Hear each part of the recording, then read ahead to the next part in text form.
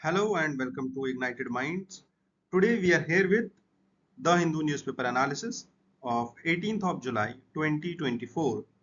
The news articles which are highlighted on your screens pertain to the 18th of July 2024 newspaper, and these news articles have been selected with the perspective of UPSC, state PSC and all the relevant competitive exams. These news articles, if you see, have been relevant to the PYQs which have been asked by UPSC or state PSCs in the past. As you see that employment has been a critical issue and terrorism has been asked multiple times in UPSC mains. Further, the conservation reserves or the conservation, you can say national parks, wildlife sanctuaries, conservation reserves, community reserves, or what not, biosphere reserves, wetlands, all of these are important. And there has been a report, is a news in today's newspaper about the financial irregularities for which a report is being sought out about the Periyar Tiger Conservation Foundation. We will be discussing about the Periyar Tiger Reserve and its nets and grids. Further, we will also see about the fiscal federalism of India and the tax devolution criterion. There is one more article about the choosing the right track to cut post-harvest losses, as agriculture is an important topic. This article about creation of more jobs will be dealt with, and there is an analysis at global level about the representation of women in the political sphere. We will also see that. Lastly, we will also see that how the human hair uh, functions. Actually, there is a broad topic in the science section. There is one more topic here about the left wing extremism, which we will be dealing in detail. Before we start the discussion, I want you to see there is a word of the day, that is limpid.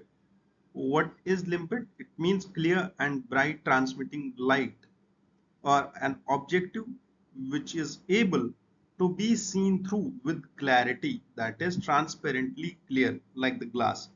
You can also use the synonyms like transparent, lucid, crystal clear, and add one more word to your vocabulary. Rather than using transparent, you can use limpid. Now, as our tradition has been that we start our discussion with this UPSC PYQ always, that पिछले साल का paper discuss करते हैं prelims का, start में prelims होता है and last में मेंस का एक PYQ होता है. विद दिस, ये दो चीजें करने से हमारा जो ये न्यूज़पेपर का एनालिसिस होता है ये कॉम्पैक्ट हो जाता है कि हम यूपीएससी से रिलेवेंट चीजें ही डिस्कस करें. ठीक है, although I discuss here all the other things also जो इंपॉर्टेंट होती है, जैसे आपकी वोकैबुलरी हो गई, जैसे कुछ ऐसी न्यूज आर्टिकल्स हो गई जो सिर्फ पीसीएस से रिलेटेड है, या कुछ ऐसी न्यूज आर्टिकल्स हो गई जो यूजुअली जनरल नॉलेज में पूछी जाती है, फिर वो स्टेट का हो, यूपीएससी का हो या कोई और एग्जाम हो, तो जनरल नॉलेज को यहाँ पे टैकल किया जाता है थोड़ा बहुत extra, but largely this discussion is about UPSC only. Now if you see that why do I do this format, that कि मैं यूपीएससी का स्टार्ट करता हूँ with the PYQ and and with the PYQ, ताकि आपका दिमाग जो है वो स्टार्टिंग में ही खुल जाए कि आपको क्या क्या करना है पूरे दिन में. आप ये कर लो, समझ लो कि आपको हर 24 घंटे में ये वीडियो मिलता है, तो आपको हर 24 घंटे में एक ऐसा डोज मिल जाता है जो आपको रेस्ट्रिक्ट करता है कि व्हाट नॉट टू स्टडी, ताकि आपको एक रीओरिएंटेशन मिल जाए हर बार कि आपको यहां से बाहर नहीं जाना है, क्योंकि यूपीएससी ने इतना ही पूछा था और ये चीज पूछी थी और ये चीज मेंस में पूछी थी, इसको मैं मेंस में यूज कर सकता हूँ, इसको मैं प्रीलिम्स में यूज कर सकता हूँ. ठीक है, because there is too much of material in the market. So I do not want you to get deviated from all of that, that I'll study this and you keep including and piling up your material. That shouldn't happen. You should only focus on what to study and what not to study. Okay. Now this question was asked in UPSC 2024 itself, इसी साल पूछा गया था, जो अभी जून में exam हुआ था उसमें पूछा गया था। And it asked very basic fact, साफ क्लियर क्रिस्टल करंट अफेयर्स का फैक्ट, ठीक है, एकदम लिम्पिड करंट अफेयर्स का फैक्ट, ठीक है। The fact was that in चार में से कौन सा प्रॉपर्टी इंक्लूड किया गया 2023 में in the world heritage list of UNESCO? Shantiniketan, Rani की वाव, महाबोधि टेम्पल या सेक्रेड एन्सेम्बल्स ऑफ होयसाला। तो एक तो होयसाला का टेम्पल था, एक शांति निकेतन था, दोनों 2023 में डिस्कस किए गए थे। और पिछले साल न्यूज़पेपर में कंटिन्यूसली कम से कम 2 हफ्ते तक के एडिटोरियल्स चले थे, ठीक है। इसकी न्यूज़, फिर आर्टिकल्स, फिर एडिटोरियल्स, फिर एनालिसिस, फिर टेक्स्ट एंड कॉन्टेक्स्ट, हर एक चीज, हर एक पेज में हिंदू के इसको डिस्कस किया गया था कम से कम 2 हफ्ते तक। तो दैट इज वाई आई से कि ये टॉपिक्स ना इंपॉर्टेंट होते हैं। और जब भी आप करंट अफेयर्स का एनालिसिस देखते हो तो रिमेंबर दिस थिंग कि जो चीजें आपके सामने बार बार आ रही है, वो चीजें उतनी ही ज्यादा इंपॉर्टेंट हो रही है यूपीएससी के परस्पेक्टिव से, ठीक है। तो remember this thing, the answer was B, that is two only, one was Shanti Niketan and another was Hoysala का होयसालेश्वर टेम्पल, ठीक है। और होयसालास का टेम्पल आर्किटेक्चर जो है, ये हमने अभी 2 या 3 दिन पहले डिस्कस किया हुआ है इसी इन्हीं स्लाइड्स में, दैट होयसाला होयसाला टेम्पल्स हमने 2 या 3 दिन पहले आई गेस जगन्नाथपुरी का टेम्पल डिस्कस किया था, ठीक है। जगन्नाथपुरी का टेम्पल जिसमें कलिंगा आर्किटेक्चर है और ओडिया स्टाइल ऑफ आर्किटेक्चर है, ठीक है, जो गंगा डायनास्टी से रिलेटेड है, तो वो हमने डिस्कस किया था। एक वो आप वीडियो देख सकते हो दोबारा, या उतना सेक्शन आप उस वीडियो का देख सकते हो। और उससे पहले हमने एक बार होयसाला का टेम्पल आर्किटेक्चर डिस्कस किया हुआ था। Now the article which we have been seeing current, बहुत बार हमने ये देखा, इस पे हमने एडिटोरियल्स भी डिस्कस कर चुके हैं अभी तक। और इसी में अभी एक फॉलोइंग न्यूज है कि Karnataka has halted its job bill, और उन्होंने उसको रोक दिया है because there has been demand uproar from the industry. तो बेसिकली ये न्यूज़ क्या थी, असल में कर्नाटका एक बिल लेके आ रहा है, ठीक है, about the gig sector, gig workers bill, जो इसका शॉर्ट फॉर्म है, ठीक है। तो गिग इकोनॉमी को हम एक्सटेंसिवली डिस्कस कर चुके हैं कि इसका पोटेंशियल कितना है, कितनी एम्प्लॉयमेंट हो सकती है। 49% इसका CAGR है, compound annual growth rate, from 2020 to 2030, ये भी हम डिस्कस कर चुके हैं। इसका एम्प्लॉयमेंट कैपेबिलिटी कितना है, कितनी एम्प्लॉयमेंट ये क्रिएट कर सकता है, अभी कितना इन्वॉल्वमेंट है। नीति आयोग का रिपोर्ट हमने डिस्कस कर लिया है इन्हीं इसी सीरीज में, द हिंदू की सीरीज में ही। तो if you still have missed that thing, I want you to go back and check out those videos। और बस उतना ही पार्ट देखना है जितने पार्ट में ये डिस्कस हुआ था, ठीक है, पूरा वीडियो नहीं देखना। Now this editorial from the terror attacks, we have seen कि जून के महीने में, जून प्लस जुलाई दोनों महीने, there have been multiple terror attacks in the Kathua district, Reasi district and Kashmir Valley also. Jammu has been in the news, particularly Jammu region, कि Jammu reason में बहुत ही ज़्यादा टेररिस्ट अटैक्स हो रहे हैं बार बार पिछले 2 महीने में। तो इस को लेके हमने लास्ट वीक टेररिज्म को इन डेप्थ डिस्कशन किया हुआ है। You can go through and check the description of those videos and understand कि टेररिज्म बेस कहाँ से है, ओरिजिन कहाँ से है। हमने ये भी डिस्कस किया क्रॉस स्टेट और क्रॉस बॉर्डर टेररिज्म क्या होता है, उसके इम्पैक्ट्स क्या क्या है, इंडियन इकोनॉमी पे कितना इम्पैक्ट आता है, then what are the roots and how is it linked to gold smuggling also, gold smuggling, drug smuggling, sorry for my throat, drugs का स्मगलिंग, गोल्ड का smuggling, and all of that, how is it related and what not. Today we will be discussing about left wing extremism, ठीक है। We have also seen how there is a linkage between terror groups and organized criminal groups, ठीक है। These all topics are related to your internal security, ठीक है। There have been I want you to remember this fact that there are 12 militant groups which are have been recently identified कि ये active है अभी इस reason में, ठीक है, पीर पंजाल वैली और चनाब वैली में। Locate on your maps where is Pir Panjal valley and where is Chenab valley. also see that what are the nets and grids. You can also search for what is VPN application. This is basically a virtual private network which allows the user, for example, it's user A and it's connected to a network of, for example, a region Delhi. Okay. But when this user A is connected to the network Delhi, then the internet service provider has an accessibility to check that which all IP addresses are connected to this network Delhi. But when it says, when it does so, it can track the activities, that from which IP address, which two IP addresses are too much connected, and then it can check its network, keep a check. But what virtual private network does is it just evades this and creates a boundary जिसमें this A gets connected to some other network, ठीक है, and then it gets connected to some other network, then to some other network, and then to this Delhi network. जिससे होता क्या है कि इसको actual IP address नहीं मिलता है, इसको जो आईपी एड्रेस मिलता है वो ये वाला होता है, जो कि एक्चुअल में आईपी एड्रेस होता नहीं है। वो आईपी एड्रेस किसी और कंट्री का होता है, फॉर एग्जांपल मैक्सिको का होता है, किसी बाहर के देश का होता है, वियतनाम का होता है। तो that thing creates a problem in tracking down the communication which is happening over internet in these areas. Done. So this has been a challenge in the tackling of this security menace in the state of Jammu and Kashmir, and largely this is a technological challenge now, which pertains to the cyber security also. So let's discuss a bit about the Periyar Tiger Reserve. There is a Periyar Tiger Conservation Foundation जिसके बारे में there have been financial irregularities. You can see in the news that according to officials, the inspections was based on the request of the ministers. The point here is that there have been some illegal purchases without tender processes and whatnot. But what we are more interested into is Periyar Tiger Conservation Reserve or Periyar Tiger Reserve. Periyar Tiger Reserve.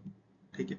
This tiger reserve is located in Kerala, and recently there have been multiple instances when this reserve came into news. So I want you to understand what all are the reserves in and wildlife sanctuaries in Kerala. Okay. See, you need to remember them from north to south. This is the north direction, and this is the south direction. Okay. The southernmost is Neyyar, then comes Pepara, then comes Shindurni, Periyar, Idukki. ये चार हो गई, वहीं पे छोड़ दो, ठीक है। उसके बाद सी there is a key term shola. This shola forest was asked by UPSC. Then there is Anamudi which is the highest peak also. Then comes Kurinji, this Nila Kurinji and this Shola forest. This is the region जहाँ पे Western Ghats and Eastern Ghats meets each other. I want you to write down in the comment section what is this place called and which national park is there. ठीक है. Then also remember Eraviculam आती है, उसके ऊपर आता है Parambiculam, ये national park. Leave this area over here and then come to this area. ठीक है. There are two biosphere reserves. One is here, one biosphere reserve, and another biosphere reserve is here. ठीक है. Both biosphere reserves have been asked by UPSC. I want you to check out for that. One thing. Second thing, remember there is Silent Valley, Wayanad, Kottayur, and Aralam. These four wildlife sanctuaries. You need to remember that these four are different, and these 4 to 5 are different. They are part of two different biosphere reserves. Okay. Now let's discuss some important points about Periyar Tiger Reserve. As you might be aware, last time 2020 में UPSC asked a question about these, I guess it was basically Desert National Park, and it asked that पहले statement में that it falls in two districts. So that is how UPSC asks questions. So this Periyar Tiger Reserve falls in the districts of Idukki and Panthanam, Thitta. Both the districts are in Kerala only. It is in the southern region of Western Ghats. ठीक है, कहाँ पे है ये? Southern reason में है, western Ghats के यहाँ पे. ठीक है, as I said these western and eastern ghats they इस एरिया में ये एक दूसरे से मिलते हैं. Done. Now this tiger reserve was declared as tiger reserve in 1978 and prior to this it was declared a sanctuary. इससे पहले इसको सेंचुरी डिक्लेयर किया गया था 1950 में. उसके बाद इसको डिक्लेयर किया गया 1978 में tiger reserve. It got its name from the river Periyar which has its origin deep inside the river. ठीक है, तो इसका जो एक रिवर है जो यहां से बहता है जिसका नाम है क्या? पेरियार रिवर. ठीक है, और इसके बाद पेरियार रिवर ही नहीं है, there are two rivers which form its drainage basin. One is Mullayar and another is Periyar. तो दो rivers है यहाँ पे, one is Mullayar, another is Periyar. If you talk about its flora has tropical, evergreen, semi-evergreen, moist, deciduous and grasslands.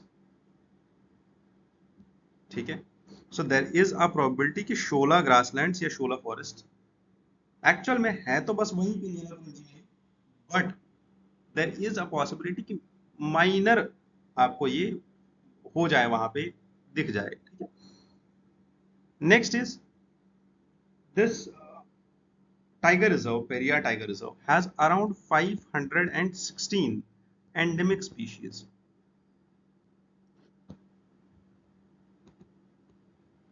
ठीक है, endemic species of flowering plants.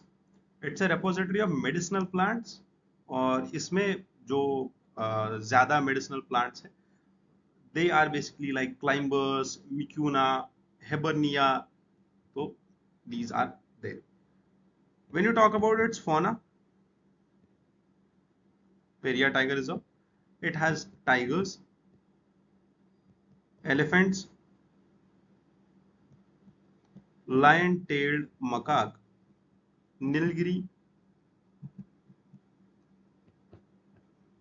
thar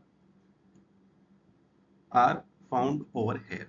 When you talk about birds, there are drongos, there are hornbills, Malabar hornbill, the great.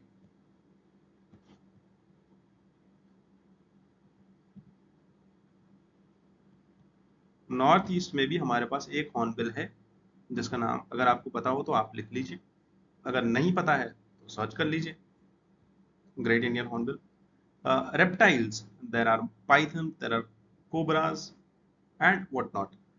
What's important over here is the tribals and the tribal communities which are located over here. There are 6 tribal communities which have been in news also multiple times. One is Mannans, Paliyans, Malayarans,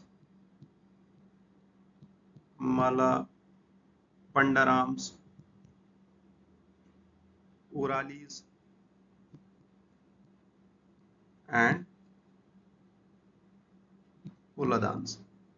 These are the tribal communities, 6 tribal communities which are found in this tiger reserve. So I don't think there is much more to be dealt with this tiger reserve. इतना याद रहेगा तो बहुत होगा आपके लिए और आप शायद क्वेश्चंस इजीली डिस्कस सॉल्व कर पाओ. ठीक है, now let's talk a bit about fiscal federalism. ठीक है, what is basically fiscal federalism? It is the financial, when we talk about in fiscal federalism in layman terms, it's the financial relations between the federal, that is the center, and provincial, that is the state governments. ठीक है? How do they share their finances? How do they share their finances? Finances में क्या आता है? One is revenue, one is expenditure. ठीक है? Revenue कहाँ से आता है? Tax. Not only tax, there is non-tax revenue also. Like there are PSUs, PSEs of center and state both. Now, how do they share this tax, and what are the taxation, or what are the financial relations between the two, is a matter of concern, because the powers which are divided among the three lists between union and state and the concurrent list, the problem is a bit about the powers being tilted towards center, and the federalism, of which the fiscal federalism is a part. Basically, the federalism is in India is not the actual federalism or the pure federalism. The form of the pure federalism is not there. What we have is quasi federalism, which makes it a bit tedious to understand the actual relations, because there are instances when the federalism of India turns into union or the unitary form, the federal government turns into unitary government, and the federal provisions change to unitary provisions. Take it, the center takes over all the three lists. There are instances like that, but without dealing too much into that, without dwelling too much into that, we just stick ourselves to the financial relations and the fiscal federalism. Okay. Basically, what we have is fiscal federalism. It's the division of responsibility and resources between center and states. How the resources are divided between the two. And the key role which is being played over here is by the Finance Commission. This Finance Commission is a constitutional body and is being formed by the President of India. Now, we need to discuss here about the intergenerational equity and how we should be adopting, how the central government, state government should be adopting to more of a fiscal discipline, so that there shouldn't be burden on the two, on the upcoming generations. The next generation should not be burdened by the fiscal burdens. Okay. Now let's discuss this editorial. This editorial talks about the balancing of equity and efficiency in India's tax devolution system. So the tax devolution is basically a process of distributing a portion of union government's tax revenue to the states. This process is crucial in India's federal structure because it has varying levels of economic development and fiscal capacity. Okay, because center, state, and there is disparity among the states. Okay, one state is high in GDP like Maharashtra, like Kerala is good in development, but as we can see, there are northern states which lie in the agrarian belt. They are not that much efficient. Okay, so Finance Commission's role being a 5-yearly body, it determines the formula. ठीक है, जिस formula से हम ये करते हैं कि horizontal distribution of tax revenue, that is ऊपर हमारे बैठा है सेंटर एंड यहाँ पे है स्टेट्स. अब सेंटर और स्टेट्स, ठीक है, that is horizontal devolution of revenue. This formula is based on two things. One is equity, कि फेयरनेस हो, कुछ ऐसे रूल्स निकाले जाए, कुछ ऐसे प्रिंसिपल्स निकाले जाए जिसकी बेसिस पे ये लग जाए, और जिसकी बेसिस पे एक ऐसा फॉर्मूला डेवलप किया जाए कि हर एक स्टेट को ऐसा लगे कि हाँ ठीक है, फेयर शेयर मिला है मुझे. एंड नेक्स्ट इज एफिशिएंसी, कि आप किसी स्टेट को कुछ पैसा दे रहे हो, टैक्स रेवेन्यू डिवॉल्व कर रहे हो, उसको पैसा दे रहे हो, तो उस पैसे से एफिशिएंसी आनी चाहिए. That's it. ठीक है, ये दो चीजें याद रखनी है. दीज आर द टू की principles. Next, we talk about understanding the equity in tax devolution. What is equity in tax devolution? Equity means intergenerational equity and Intragenerational and intergenerational equity. Intragenerational, this refers to the fairness among states in the present generation. Like presently, there are people living in Bihar, there are people living in Haryana, there are people living in Kerala, and there are people living in Maharashtra also. What and how much percentage of share should go to all of these states? That is among the present generation. Then comes the intergenerational equity, that is the burden which we are creating for the future generations. Both of these principles should be taken care when we talk about equity. Okay? One thing is this. Next thing is about the intergenerational equity problem. This intergenerational equity problem basically is something which creates burden on the future generations because they have to repay the debt. What do I mean by this? Is basically, for example, हमारे पास जो अभी current generation है, like हमने अभी हमारी government, for example Modi government 3.0, if it creates a debt, मतलब ये क्या काम करती है? जो हमारे पास PSUs थे उनको डिसइन्वेस्ट कर दिया, लाइक जो कैपिटल क्रिएशन था उसको खत्म कर दिया और इस पैसे को यूज कर दिया किसमें? रेवेन्यू एक्सपेंडिचर में. प्लस इतना ही नहीं, it creates debt by taking loans, जिस लोन पे कल को हमें प्रिंसिपल और इंटरेस्ट दोनों पे करना है. Now this interest and principal has to be paid. खर्चा तो आज कर दिया but this has to be paid by the future generations. That is intergenerational equity problem. Proceeding with this concept of intergenerational equity, there has been an analysis among the high income states and the low income states by this editorial, which talks about the intragenerational equity. That is, when we talk about the present generation. Okay. It says there are some high income states like Tamil Nadu, Kerala, and Karnataka, which basically, as per 14th Finance Commission, illustrate a current imbalance kind of thing. That is, for example, if you see the data, like self-finance a larger portion of their expenditure, that whatever is their expenditure in these states, they finance themselves. Okay. They receive less union transfers. Okay. They receive less union transfers on their expenditure. They end up with higher deficits. That is, their revenue expenditure is more. The low income states, on the other hand, like Bihar, UP, and MP, they finance less from their own state revenue, like their own state revenue is less. Okay. They receive more union transfers because they are comparatively less developed, so they will receive more transfers, more tax revenue, or you can say more devolution, more share of tax devolution from the center. They end up with lower deficits because their revenue expenditure is largely taken care of by the center. Okay.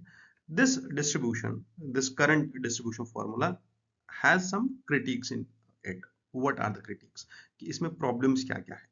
The problem is first that the heavily weighed factors like population, area, per capita income are the issues. कि यहाँ पे जो tax devolution हो रहा था, it was based on two things. One is कि किस area की पॉपुलेशन कितनी ज्यादा है. जिस फॉर एग्जांपल स्टेट में ज्यादा लोग हैं, ज्यादा पॉपुलेशन है, उस स्टेट को ज्यादा पैसा मिलेगा क्योंकि उसको ज्यादा पॉपुलेशन को टैकल करना है. बट द पॉइंट इज, ठीक है, why is there too much of population in that state? So there is division between states, like as we saw over here, one are these states and one are these states. What the high income states did, they implemented the family planning and the population decrease, and they implemented the policies to control their population because that was the larger goal.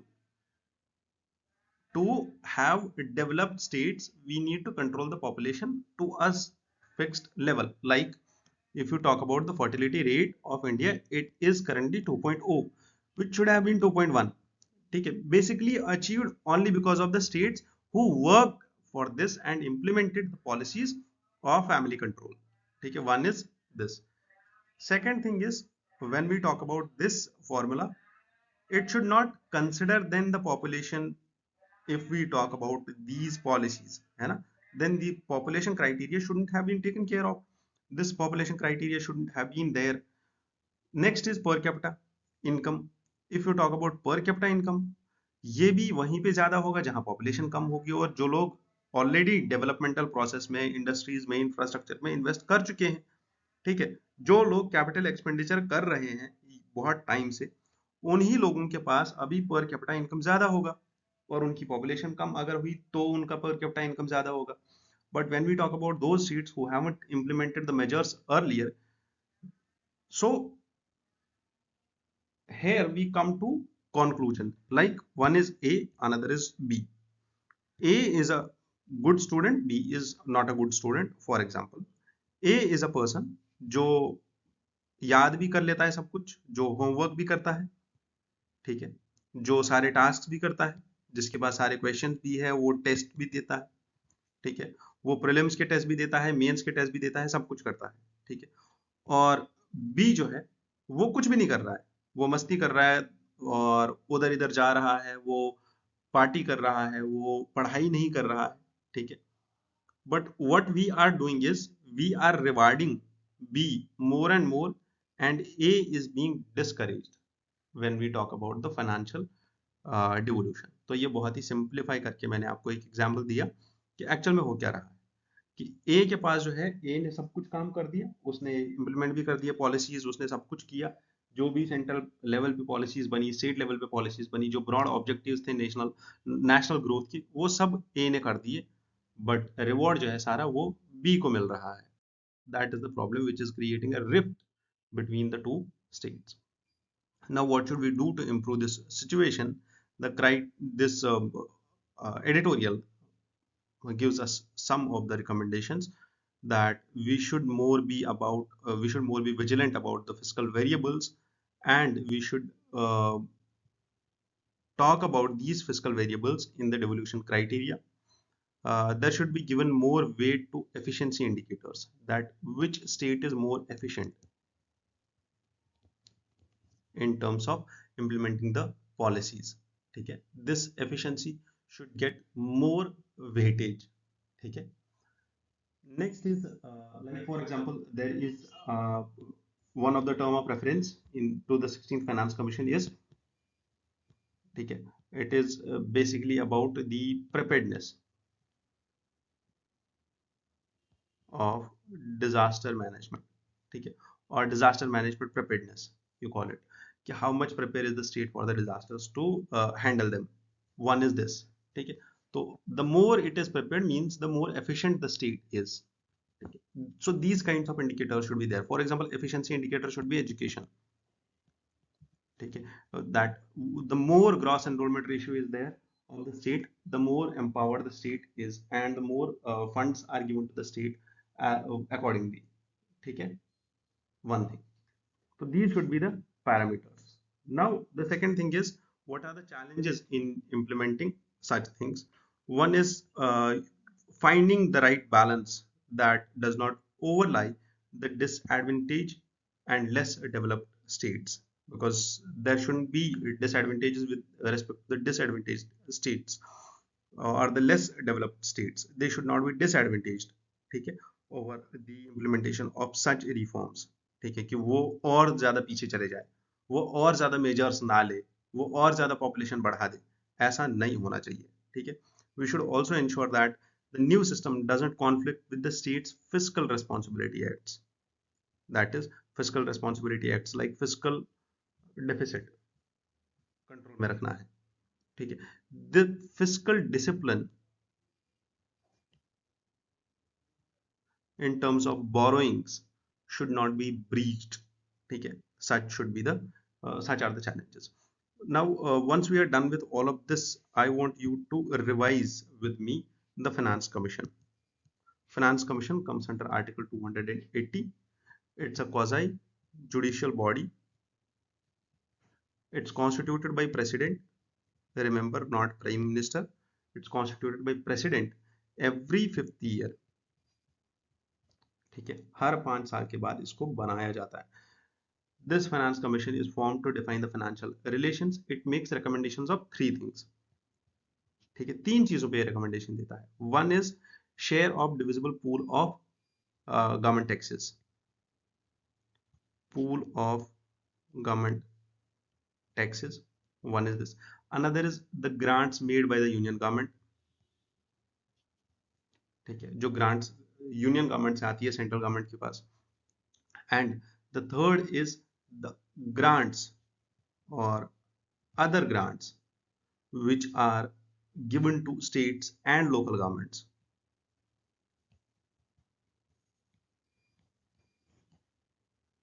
ठीक है, one is this.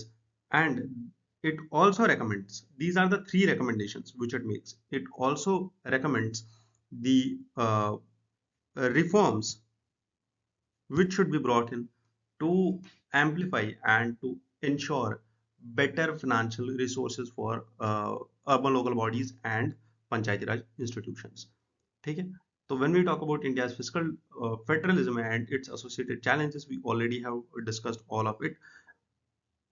Further, you should remember that there was recently a study of RBI about the state finances. ठीक है, on RBI study on state finances, which was actually a study of the budgets which were there in 2023-24. 2023-24 के जितने budgets जमा हुए, उन budgets के ऊपर ये स्टडी किया आरबीआई ने. And RBI said that due to increase in cess and surcharge, the divisible pool has shrunk.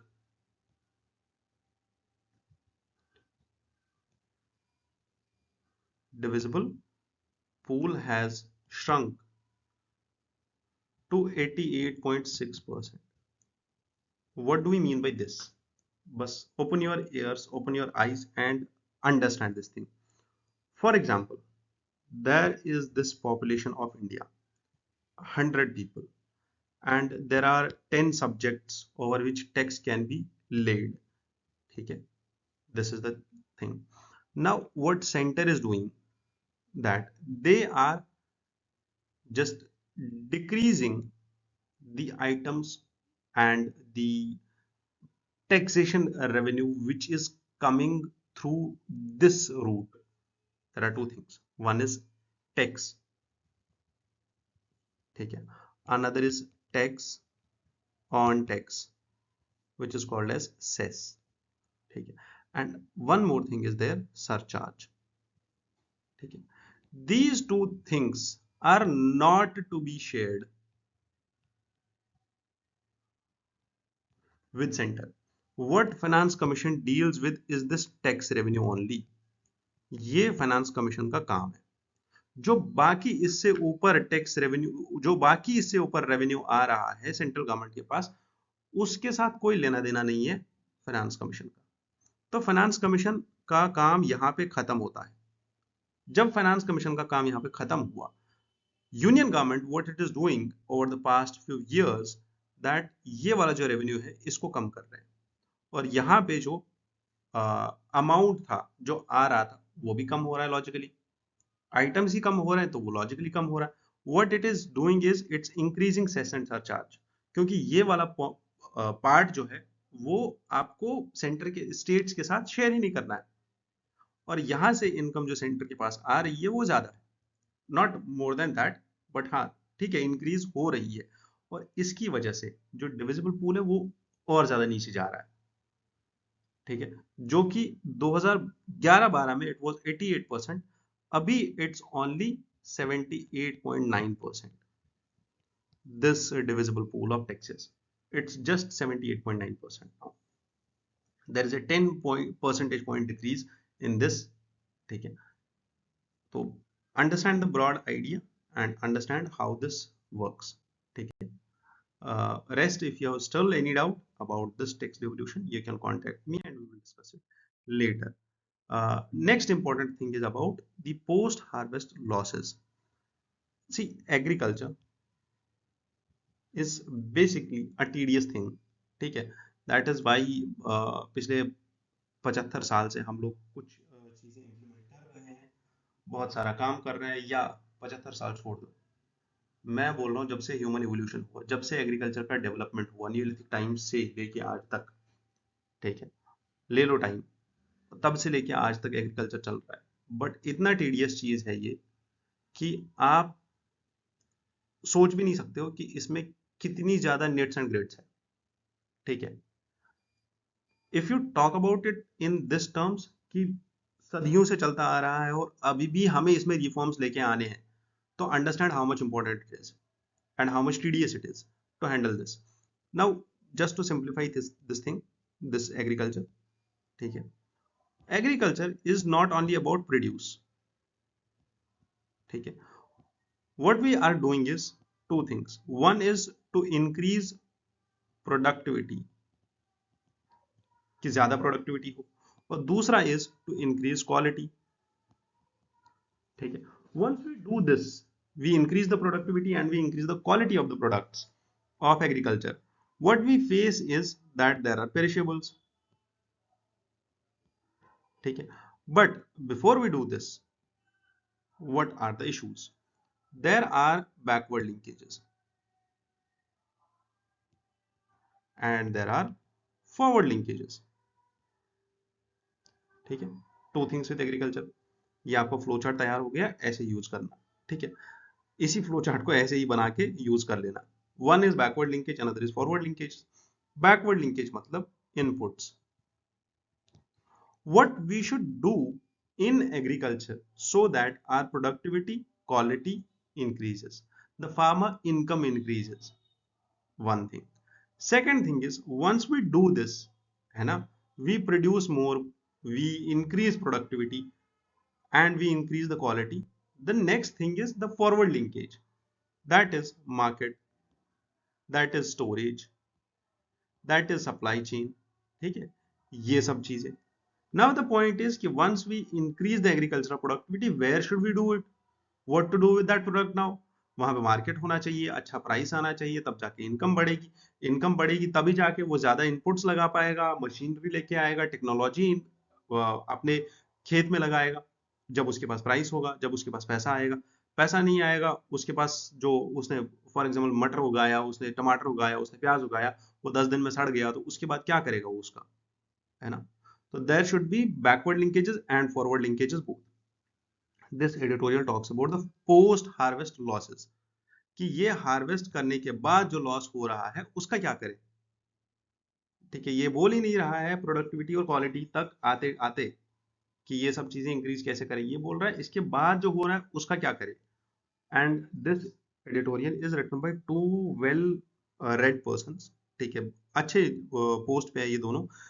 दोनों एक्चुअली में एक प्रोग्राम मैनेजर है with the food land and water programme at WRI India, and दूसरी भी same profession में है, ठीक है। Now let's discuss what the editorial has about us. It talks about one agricultural exports and second post harvest losses, and it emphasizes on the role of Indian railways, कि railways इसमें कितना important role play कर सकती है, ठीक है। Now some facts, one is India is second globally in terms of agriculture production, however it shares, जो इसका ग्लोबल एग्रीकल्चरल एक्सपोर्ट्स में शेयर है, it's just 2.4%, which is very low. Why it's very low? Because we have low productivity and we are like not able to meet the global quality standards. जो मैंने बोला कि हमारा जो M है agriculture का, that is to increase the productivity and to increase the quality of the product, ठीक है, and there are inefficiencies in the supply chain, ठीक है। that is the next forward linkage, कि अब इसको लेके कहाँ जाए, अब इसका करेंगे क्या, because there is no transportation and there is no infrastructure for storage and all. Done, इतना समझ में आ गया। This editorial talks about the post harvest losses. It says कि annually हमारे पास जो post harvest loss है, it's around 1,52,000 crores, ठीक है, इतना तो हमारा लॉस होता है पोस्ट हार्वेस्ट लॉस। तो अब हम प्रोडक्टिविटी बढ़ाने के बाद भी क्या करेंगे, इतना जब लॉस ही हो गया तुम्हारा। Why is this loss too much? क्योंकि दो तीन चीजें हैं। वन इज पेरिशेबल्स, जो 2-4 दिन में खराब हो जाते हैं। Next is livestock produce like egg, fish, meat, ये 22% है आपके टोटल प्रोडक्ट प्रोड्यूस का। फ्रूट्स जो ज्यादा देर चलते नहीं है, it's around 19% of loss. Vegetables जिनकी लाइफ बहुत ही कम होती है, 18% ऑफ लॉस। इन सब को बचाने के लिए, पेरिश होने से, खराब होने से बचाने के लिए हमारे पास क्या होना चाहिए? हमारे पास होना चाहिए this infrastructure, cold storages, large cold chains, transportation, cold storage and cold transportation, AC transportation.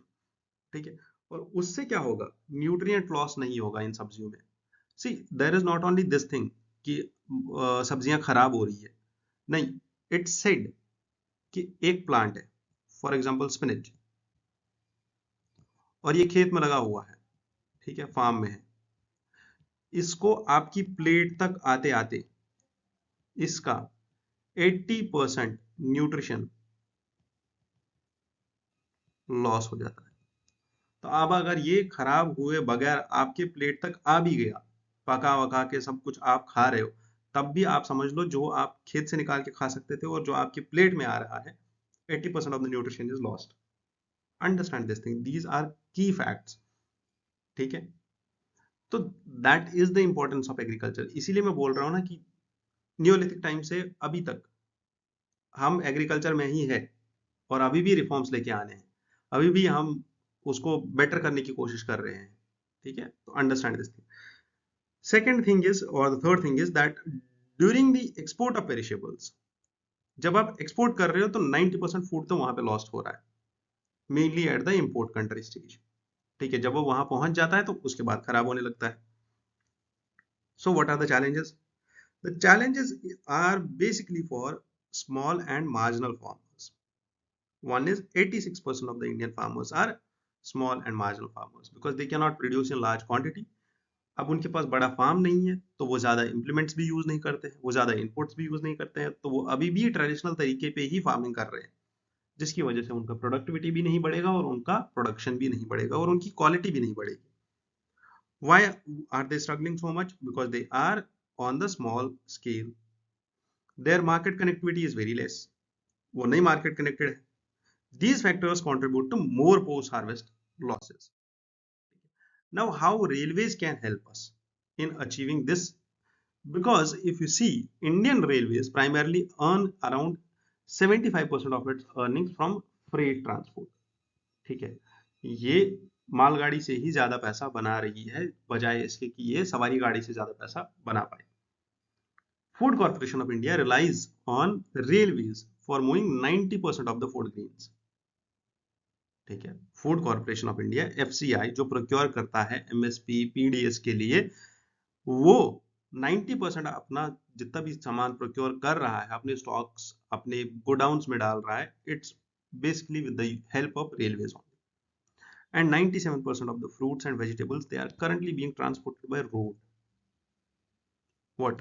Fruits and vegetables are being transported by road, 97%. Remember this. अब यहाँ पे ये बहुत ही छोटे लेवल पे चेंज करना है, ठीक है, और यहाँ पे बिहेवियरल चेंज आना चाहिए, यहाँ पे रेलवेज की कनेक्टिविटी आनी चाहिए, इंफ्रास्ट्रक्चर डेवलपमेंट होना चाहिए, इन्वेस्टमेंट आनी चाहिए इंफ्रास्ट्रक्चर में, तब जाके ये चीजें चेंज होंगी। ठीक है, railway initiatives for perishable goods. अब इससे हो क्या रहा है, देखो सबसे इंपॉर्टेंट चीज, ग्रेप्स जो कि बहुत जल्दी खराब होते हैं, नासिक से निकलते हैं हमारे ग्रेप्स, एंड यू सी एक इनिशिएटिव है रेलवेज का, दैट इज किसान रेल, और उसको यूज करके there has been a net profit of 5000 rupees पर quintal to the grape farmers. Understand the importance. इसीलिए ये एडिटोरियल है और इस चीज को लिखना जरूरी है, और क्वेश्चन आएगा इस पे, रिमेंबर क्वेश्चन आएगा इस पे, और इसको याद रखो, इस चीज को मैंने बनाया ही ऐसे है कि ये आपका क्वेश्चन आंसर है। ठीक है, क्वेश्चन है, आंसर है, और क्वेश्चन आज का इसी पे होगा, क्वेश्चन ऑफ द डे इसी पे होगा, आंसर लिख लेना और फिर देखना कितना मजा आ जाएगा। ठीक है, what are the challenges and recommendations? Multiple touch points during real transport of perishables is a challenge. Why?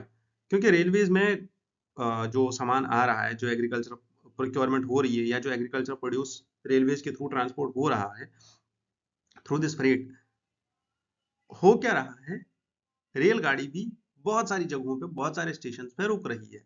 अब जब वो बहुत सारे टच पॉइंट्स को टच कर रही है, रुक रही है, उसकी वजह से पेरिशेबल्स जो है वो और ज्यादा चैलेंज में आ रहे हैं, क्योंकि उनकी लाइफ तो वैसे ही कम है।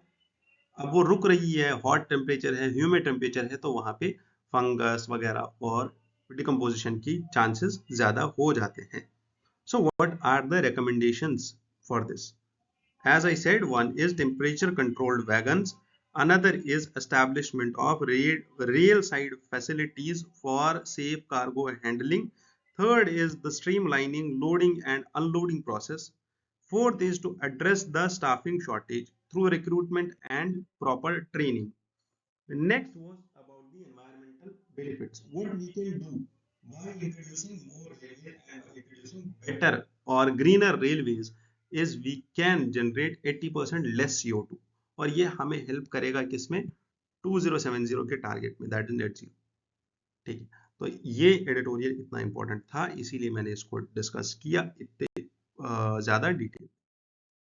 Next editorial talks about the jobs. In the search of jobs, the technology must be harnessed for easing the burden and for efficiency. Now this editorial talks about multiple surveys. Already हम इस सर्वे को बहुत ही ज्यादा detail में discuss कर चुके हैं, like the annual survey of unincorporated sector enterprises. पिछली बार हमारे पास एक टेक्स्ट एंड कॉन्टेक्स्ट में बहुत बड़ा एडिटोरियल आया था, लास्ट टू लास्ट वीक। ठीक है, not this week, not last week, but last week. ठीक है, लास्ट टू लास्ट वीक, उस वीक में हमने ये डिस्कस किया हुआ था in the, I guess, first or the second week of this month, July, because currently it's the third week. I guess we discussed it in first week only. ठीक है, annual survey of unincorporated services. So let's discuss some points जो इस editorial ने highlight किए थे। This editorial basically highlighted कि employment generation में क्या क्या चैलेंजेस आ सकती है अपकमिंग यूनियन गवर्नमेंट के बजट में। ठीक है, और जो अभी गवर्नमेंट है मोदी 3.0, इसमें क्या चैलेंजेस है to create more employment, because it says there are multiple factors and challenges. One is कि बहुत ही ज्यादा जॉब सीकर्स हैं। अगर आपको पता हो या आप न्यूज देख रहे हो, तो अभी मुंबई में 2 बार ऐसा हुआ, मुंबई में भी एक बार ऐसा हुआ, और महाराष्ट्र के आई गेस पुणे में ऐसा हुआ था। और एक एयरपोर्ट पे ऐसा हुआ है, पुणे में या कहीं और हुआ है, it was in airport. There was stampede like situation. ठीक है, व्हाई? बिकॉज वहां पे शायद आई गेस 400 लोग उनको चाहिए थे या 40 लोग चाहिए थे। हाँ, around 40 people were needed for the work of loader, and for I guess 10 or 15 people were needed for the post of I guess call centre में उनको कुछ ये करना था, रिक्रूटमेंट करना था। एंड इतने ज्यादा लोग आ गए, इतने ज्यादा यूथ आ गया कि स्टैम्पीड लाइक सिचुएशन पैदा हो गई। ठीक है, उस पोस्ट के लिए। That is the current situation of increasing number of youth seeking the jobs. Next is economic changes requiring fewer workers due to technological advancements. ठीक है, so because of the economic changes कौन सी? Like economy पूरा ही change हो रहा है, AI आ रहा है, gig sector boom पे आ रहा है। ठीक है, और इकोनॉमिक चेंजेस इतनी ही नहीं, there are other economic changes also, like government is changing its perspective, there is more privatization. ठीक है, there is more technological advancement। ठीक है, तो जब गिग इकोनॉमी आएगा, केयर इकोनॉमी आएगा, शिफ्ट चेंज हो रहा है, पूरा इकोनॉमी का सेक्टर ही चेंज हो रहा है, इंडस्ट्री चेंज हो रही है, तो that is the important thing which is creating challenges for us to create more jobs. So now the recent studies, like as per this unincorporated sector enterprises service, this survey of unincorporated sector enterprises, there are only 21% of the establishments which use internet for their entrepreneurial activities. And the unincorporated, that is non-agricultural economy, employs around 11 crore workers, which was earlier 9.8 crore. So this is the plethora, which you can say is basically actually the disguised. Undisguised employment. ठीक है, कि 11 करोड़ लोग काम कर रहे हैं उसी जमीन पे, या प्रोबेबली उससे कम जमीन पे, जिस पे 9.8 करोड़ लोग काम कर रहे थे। Although there is an increase in production, but not that much. ठीक है, तो remember this thing. Next is the International Labour Organization's report. It says that the share of manufacturing sector in the employment remains stagnant. ये increase ही नहीं हो रहा है, ये एक और प्रॉब्लम है। जबकि ये इंक्रीज होना चाहिए, इंडिया के लिए ये ज्यादा इंपॉर्टेंट है। सर्विस सेक्टर इंक्रीज होना चाहिए, मैन्युफैक्चरिंग सेक्टर इंक्रीज होना चाहिए। India is a service based economy. So the employment distribution if you talk about, तो ट्रेडिंग अकाउंट्स में manufacturing contributes to around 27%, agriculture still has a large share of 45%। ठीक है, and there are other services like 36% वहां पे employment है। So what are the proposed solutions for this, कि अब कैसे कर सकते हैं? One is proposed by the Swadeshi Jagran मंच। इट सेज कि it suggests that there should be a robot tax and there should be incentivizing of job creation in budget, कि जो इंडस्ट्री जितने ज्यादा जॉब्स क्रिएट कर रही है, ठीक है, वो इंडस्ट्री को उतना ज्यादा इंसेंटिवाइज किया जाएगा। Trade unions also call for convening long pending Indian labour conferences, कि इंडियन लेबर्स की कॉन्फ्रेंस होनी चाहिए, जो कि बहुत टाइम से पहले होती थी, बहुत पहले, बट अभी नहीं हो रही है। So there are other recommendations also, like the labor ministry should be in touch with the trade unions. There should be stronger ties between and measures beyond the labor codes. जो last time labor codes लेके आ गए थे 4, उसके beyond there should be more measures which should be taken care. Technological innovation होना चाहिए to create livelihood hurdles. Agricultural industrialization होना चाहिए. Collaborative approach होना चाहिए between different sectors. Multi-sectoral approach, multi-stakeholder approach होना चाहिए to tackle this issue. ठीक है, and globally also the condition is much of a similar, and we need an honest assessment at national level to mitigate these measures and the challenges. Lastly, let's discuss a bit about this Naxalbari movement and Naxalism in India, so that you get a better idea of what Naxalism is, because 12 Naxals were killed during a gunfight in Gadchiroli district. ठीक है, now talking about Naxalism, ठीक है, Naxalism derives its name from the Naxalbari region or the Naxalbari region of West Bengal. ये Naxalbari reason कहाँ पे है? Waste Bengal में। और यहाँ पे स्टार्ट हुआ था नक्सलबाड़ी मूवमेंट एक्चुअल में। ठीक है, the rebellion was basically there was a rebellion by local landlords.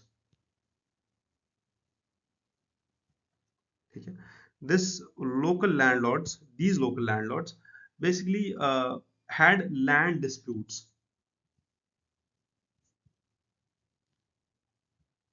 असल में हो क्या रहा था वहां पे, बस वही जमीन के ऊपर लड़ाई चल रही थी लैंडलॉर्ड्स की। अब लैंड डिस्प्यूट्स क्यों थे? क्योंकि सेंटर और जो सेंट्रल गवर्नमेंट थी वो लेके आई थी क्या? Land reforms. कब आए थे land reforms? First constitutional act, amendment act 1951। उसके बाद बोला गया था that we will, this started basically the land reforms movement. ये जो रेबेलियन हुआ, ठीक है, दिस स्टार्टेड इन 1967। ठीक है, अब इसमें हुआ क्या था? इनने बोला that the objective was rightful redistribution of land to the working peasants, क्योंकि लैंडलॉर्ड्स के पास सारा जमीन था और central government was on land reforms, and now this distribution of land among peasants was there. This was the critical issue. अब ये कैसे हो पाएगा? तो उसी पे रेबेलियन हुआ कि बेसिकली जो उस टाइम पे हो रहा था कि लैंडलॉर्ड्स जो है वो बेनामी के तौर पे या किसी एक ऐसे बिछड़े, जो बेसिकली उतने ज्यादा कमजोर लोग थे जो उनके ऑलरेडी पेजेंट थे, उनके नाम पे जमीन कर देते थे, बट उनको दबाव में रख के कि नहीं जमीन तो हमारा ही है, बाद में हम वापस ले लेंगे। some of the or loopholes of the land reforms were exploited back then. But in this region, this movement and this rebellion was led by Kanu Sanyal and Jagan Santhal, जो 1967 में रेबेलियन स्टार्ट हुआ। ये waste Bengal में start हुआ। उसके बाद ये spread हुआ कहाँ कहाँ पे? छत्तीसगढ़, ओडिशा एंड आंध्र प्रदेश। ठीक है, this was considered that the Naxals support the Maoist political sentiments and ideology because the Maoism, which belongs to China, is a form of communism. ठीक है, is a form of communism which was developed by Mao Zedong. It is a doctrine to capture the state power through a combination of three things. One is armed insurgency, another is mass mobilization, and third thing is strategic alliance. This is Maoism, Mao Zedong। ठीक है, अब ये जो ideology थी, इसी ideology के basis पे ये लोग काम करने लगे। अब इनने क्या क्या किया? आर्म्ड इंसर्जेंसी में इन्होंने they started to develop a force, ठीक है, जिनको हम माओइस्ट्स बोलते हैं या जिनको हम बोलते हैं लेफ्ट विंग एक्सट्रीमिस्ट्स। ठीक है, ये वो लोग थे जिनके पास हथियार था। Mass mobilisation, they started to raise this masses, local level पे, विलेज लेवल पे, लोकल कम्युनिटी लेवल पे, जितने भी लोग थे हर घर से सब लोग इसको सपोर्ट करेंगे। वो इनको खाना देंगे, वो इनको राशन देंगे, वो इनको पैसा देंगे, और वो जो उनके घर से खाना निकलता है, जो उनके घर से राशन निकलता है, जो उनके घर से प्रोड्यूस निकलता है, एग्रीकल्चरल प्रोड्यूस, वो इनको दिया जाएगा। Plus they will also help them in anti state activities, strategic alliances. They will form multiple groups, and in between these groups they will form alliances कि एक दूसरे की हेल्प करेंगे। These are the things जिसकी basis पे ये ideology चली। अब बेसिकली कॉजेज क्या थे? Cause was not only land dispute, cause was forest conservation act of 1980 also. This act deprived tribals who earlier depended on forest produce, और उनको deprive किया कि वो अब पेड़ नहीं काट सकते, वो इवन पेड़ का छिलका तक नहीं उतार सकते, like the bark of the tree. Plus इतना ही नहीं, there was massive displacement of tribals. This massive displacement of tribal population, why was it there? Because of the developmental projects like dams, mining operations. Because state was expanding, state had to develop these areas, state had to find its resources, state had to exploit its resources for the growth of nation. Okay? So in this scenario there happened and increased an awareness about the relative inequality, कि वहां पे लोगों को ये बताया गया कि see we are so much poor and deprived, and see they are too much rich and advantaged because of the disparity of development between the two regions.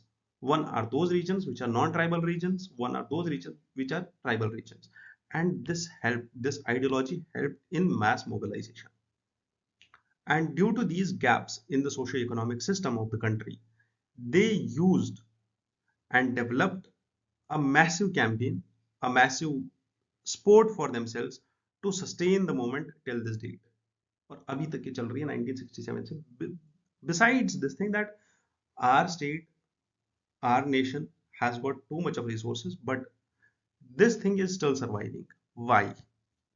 Why is this still surviving? Because there are problems. One is the terrain. One is guerrilla warfare which they use. One is the masses which are helping them, and the strategic alliance, the arms, and there are apprehensions that they are finding cross-border help also. Okay.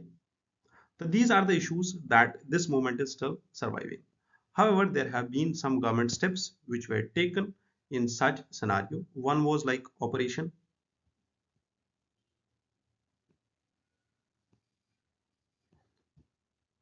Green Hunt.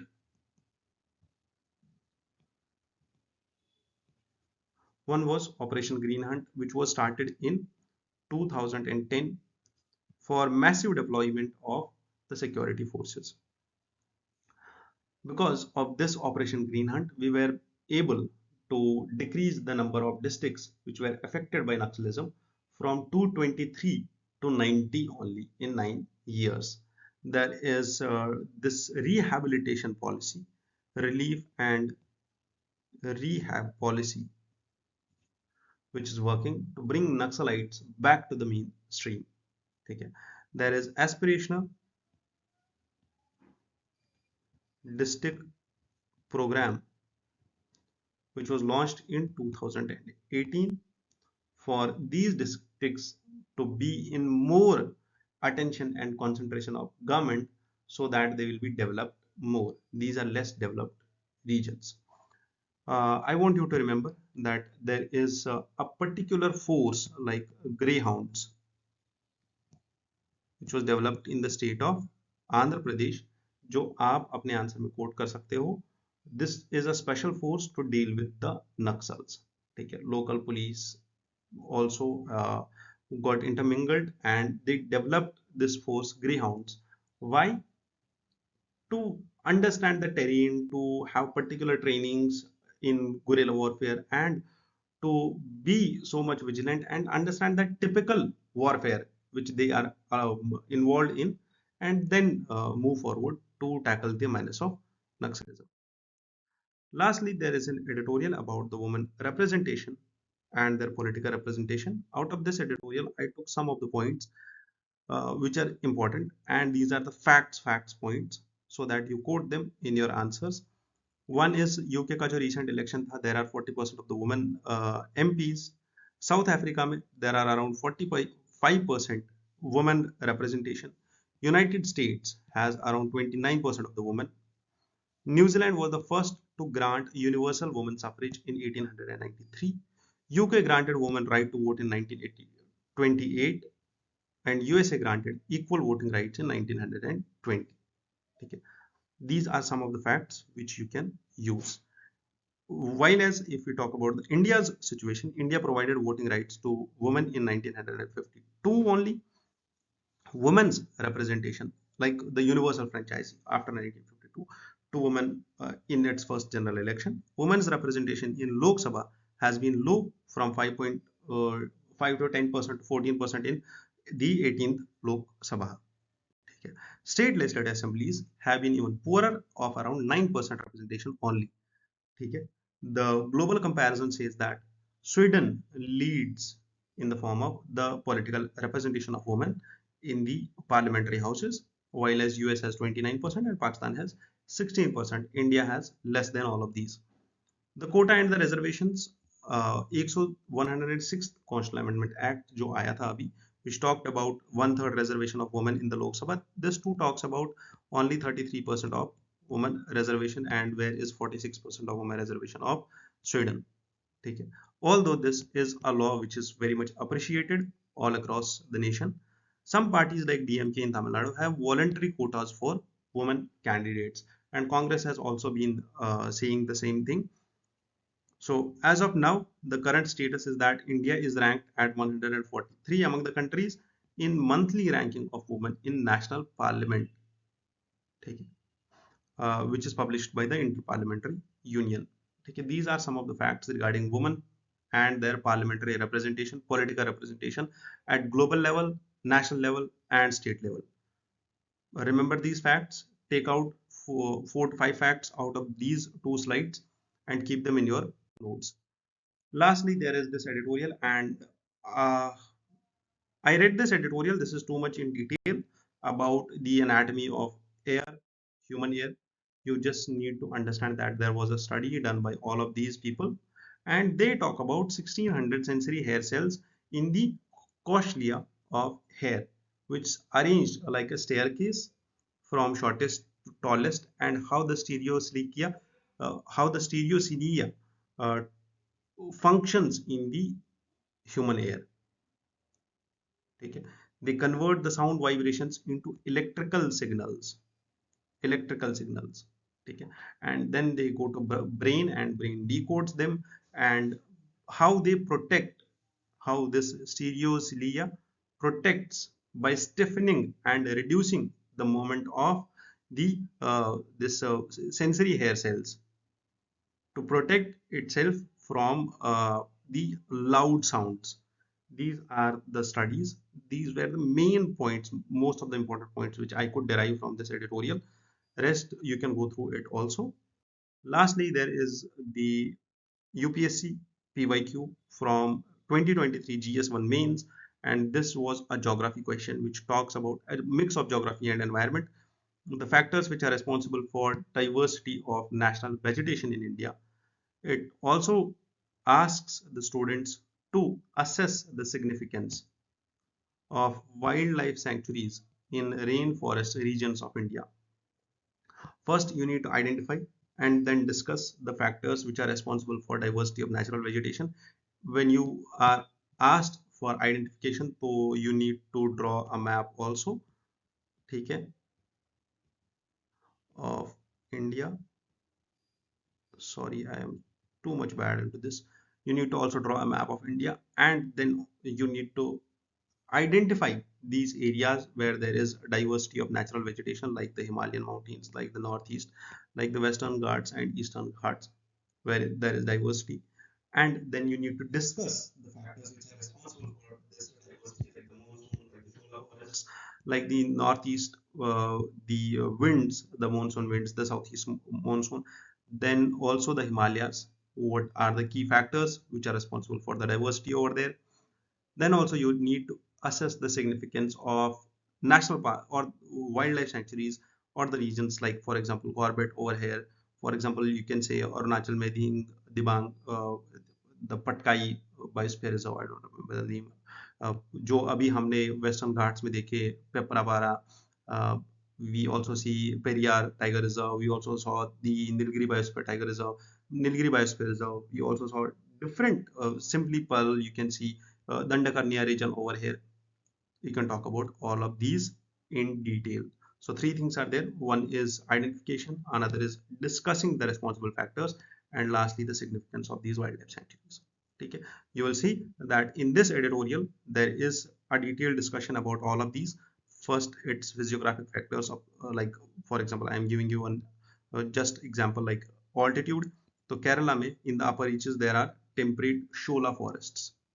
ठीक है, in the southern slope of Himalayas there are dense forests, ठीक है, in the northern slopes, the higher altitude, there are different slopes, ठीक है, in the leeward side we saw our tropical evergreen, and in the leeward side has deciduous vegetation.